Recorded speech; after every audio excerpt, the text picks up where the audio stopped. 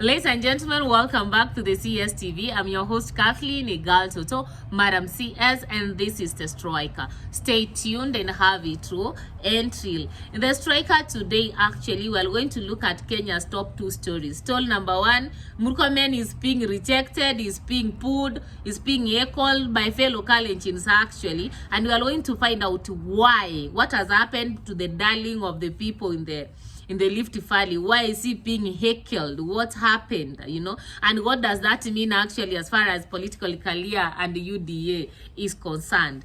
The second story actually here now, the truthful man Rigathi Gachagua has now hired the services of men in black. He's been bullied, he's been attacked, and I think the attack at Rimuru during apparel sent him a very serious message that he needs to protect himself. And come to think of it, actually, the security was withdrawn, so he had to look for his own security. And from where I stand, maybe he's changed also the tactics, and is also strategizing. What does this mean to President Ruto?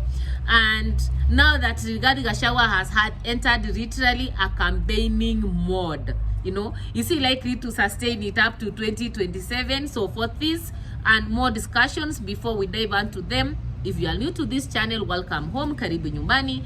Kindly remember to subscribe, like, share and comment on our videos. If you are a returning subscriber, welcome back. Thank you for tuning in. Kindly remember to like, share and comment on the videos, and more importantly, turn on the notification bell so that the next time we are uploading a video, YouTube will automatically notify you. Now to our stories. Now, Murkomen has been one of the people who has been actually behaving like the second in command as far as Rift Valley or the Kalenjin politics is concerned. Ever since the Kenya Kwanza government entered into power, Murkomen has been everywhere, popular, among the most popular characters and actors that we can talk about in the Kenya Kwanza government. We cannot talk about Kenya Kwanza government and not talk about Oscar Sudi and Murkomen. And this has been the darlings of the people, taking the president's message here and there. Now, in the recent days, 2 things have happened. Murkomen has been heckled twice. The first time was when they had actually this marathon. There was a marathon that was actually happening in the Rift Valley, and there were choppers and Sufis. It was a very hyped marathon in the Rift Valley. And while he was addressing people, there people were not ready to listen to him. You could see the heckling.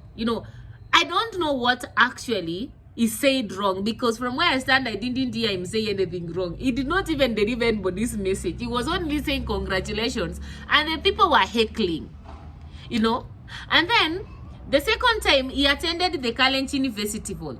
The Kalenjin festival, meaning it is the festival of the people of the Rift. It was not like the Mrembe festival. It was not the Kikuyu festival. It was not the Abagusi festival, such that we say he was an outsider coming to address people in their own festival. It was the Kalenjin festival, and people rejected him as he was talking. People were heckling. People were shouting. Now, one could wonder, what happened? What happened to Murkomen while the people heckling him? Number one, I think it is because number one is the beef that is there between Senator Cheragai of Nandi and Murkomen. You understand?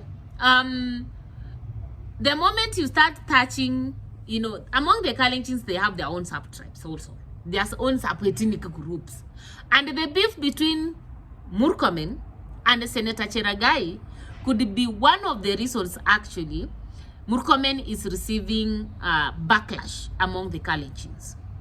And I'm saying this because, Senator Cheragai is been there as, is a darling to his people and among the Kalenjin, etc. So the moment you pick a fight with him at this particular moment, I just feel like you pick a fight with the entire people. So that's my first point, His beef with Senator Cheragai could be the reason as to why he's facing that backlash.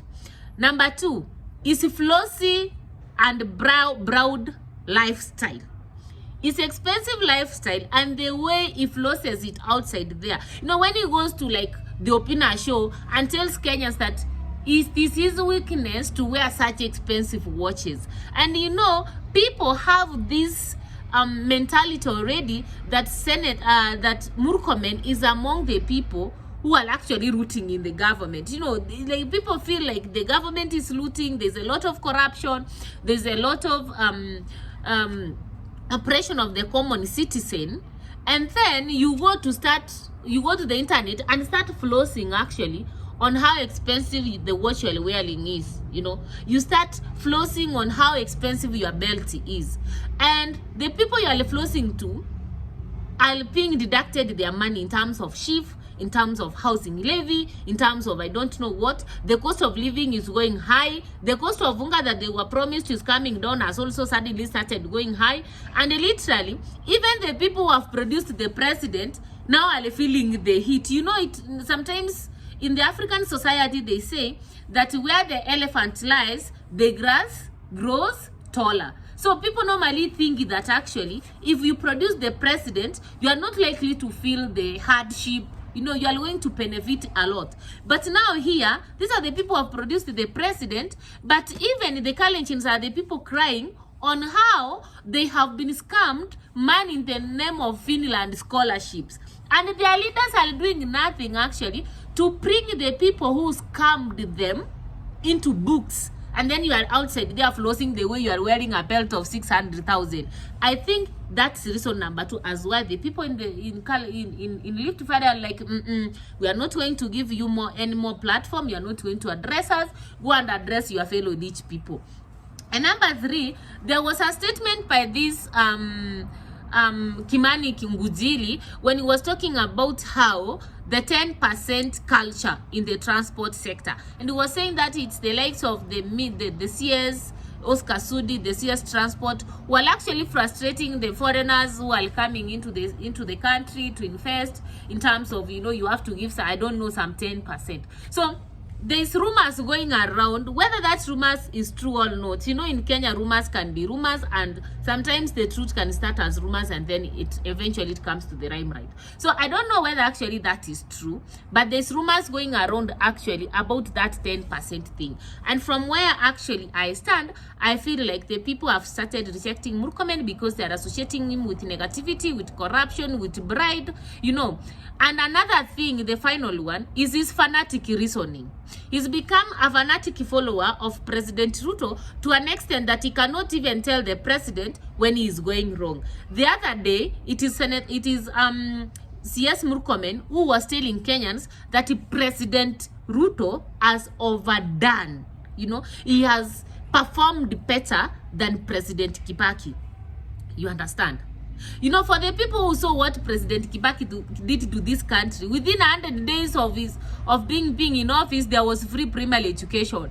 There was free public secondary school education. You know, the cost of living went down actually. We saw something called the Thika Super Highway. We saw banks like Equity come, but the border came into the limelight. Like literally there was transformation. And people were not being overtaxed. And then now you are telling Kenyans who are being overtaxed in the name of shift, in the name of, I don't know, housing levy. Like everything is being forced down their throat. And and people like Junet Mohammed don't want even public participation to take place. And the likes of actually Asani Choho feel like even the internet freedom should be limited. And then you tell Kenyans that actually President Ruto has overdone or has performed better than President Kibaki. I think if Kenyans feel like they are being abused, literally, they are being, somebody's pouring polish on their faces, and actually by CS Murkomen coming to tell Kenyans that President Ruto has been the best and another president that we have had, when people are crying, actually it's one of the reasons I feel also that the people in Rift Valley decided to reject him, because it's like literally laughing at them. You know, it's like telling them you deserve the kind of hardships that you are going through right now. So those are my opinions as to why actually Murkomen is being rejected by the people in the Rift Valley. Why do you think actually they are heckling at him? You know, also people from the Rift Valley, tell us, why are you heckling at Murkomen? What did he do wrong? In the comment section below. And then finally, to the second story, now that Rigathi Gachagua has decided to have the men in black, meaning that his security now is very tight. Nobody is going actually to intimidate him as far as security is concerned. And I'm asking myself, is this going to be the culture of every other politician who is actually opposing President Ruto? And how are we likely to end up as a country if we start operating with men in black? And number two is that Rigathi Gachagua started a political campaign. Ruto started his political campaign also quite earlier, but he was able to sustain it until 2022.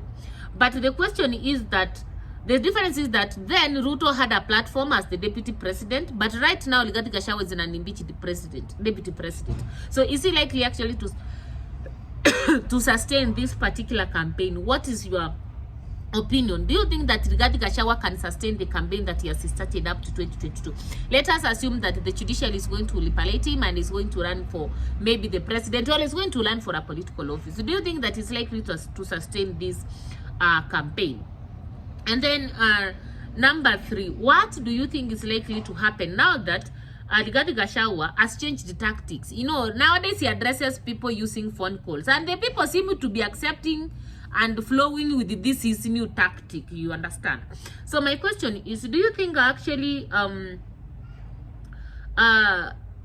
Kenya Kwanza government is going to survive with this? Do you think the change of tactic on the side of Rigathi Gachagua as far as his, you know, communication, interaction with people, etc., do you think it's going to impact on Kenya Kwanza government in terms of, you know, their strategies against their opposers?